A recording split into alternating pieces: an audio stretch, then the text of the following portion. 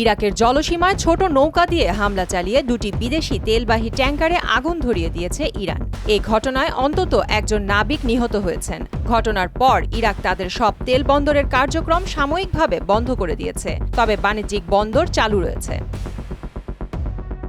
পারস্য উপসাগরের অতি গুরুত্বপূর্ণ জলপথ হরমুজ প্রণালী দিয়ে বিশ্ববাজারে 1 লিটার তেলও যেতে না দেওয়ার চূড়ান্ত ঘোষণা দিয়েছে ইরান। তেহরান বলছে ব্যারেল প্রতি তেলের দাম $200 ছাড়ানোর জন্য যেন বিশ্ববাসী এখন থেকেই প্রস্তুত থাকে। এদিকে লেবানন থেকে উত্তর ইসরায়েলের দিকে প্রায় 100টি রকেট ছুড়েছে হিজবুল্লাহ।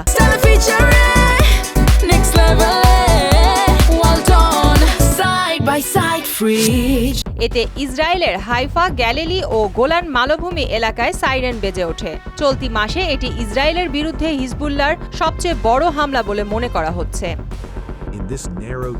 লেবানন সরকার হিজবুল্লাহকে থামাতে না পারলে বৈরুতের একটি অংশকে গাজার মতো ধ্বংসস্তূপে পরিণত করার হুমকি দিয়েছে ইসরায়েল।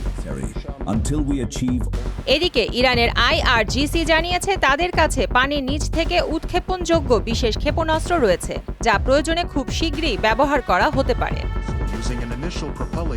অন্যদিকে 3 শর্তে যুদ্ধ বন্ধ করবে বলে জানিয়েছে ইরান। দেশটির প্রেসিডেন্ট মাসুদ পেজেশকিয়ানের দেয়া 3টি শর্ত হল ইরানের বৈধ অধিকারকে স্বীকৃতি দেওয়া, ক্ষতিপূরণ প্রদান এবং ভবিষ্যতে আর কোনো আগ্রাসন না হওয়ার জন্য শক্ত আন্তর্জাতিক নিশ্চয়তা নিশ্চিত করা।